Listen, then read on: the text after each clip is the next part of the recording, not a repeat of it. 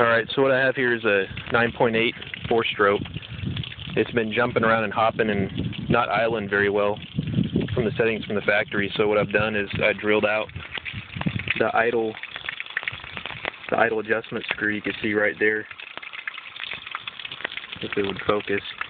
It's basically got a little plug in there.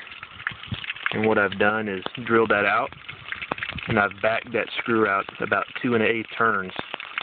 And I had to lower my idle a little bit with this screw right here, since it all affects everything in conjunction. And obviously it's warmed up now because I've set my settings whenever it's nice and warmed up, but before I couldn't even start it and let it run after it already been running for a bit and warmed up. So let's see what we got here.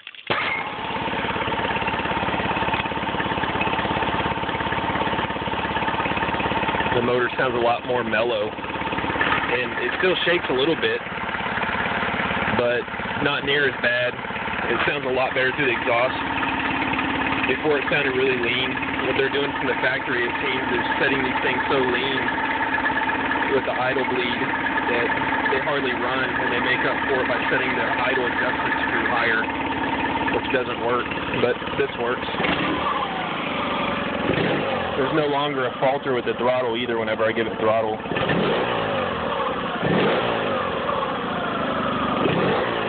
Before it choked, and I could only run it actually with the choke on a little bit, and then I'd have to click it into gear and it'd die. Obviously I'm not in the water with the load on it, but it'll go into gear now.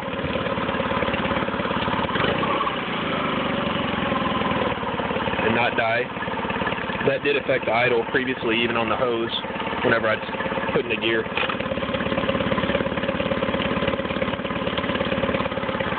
So, that's it.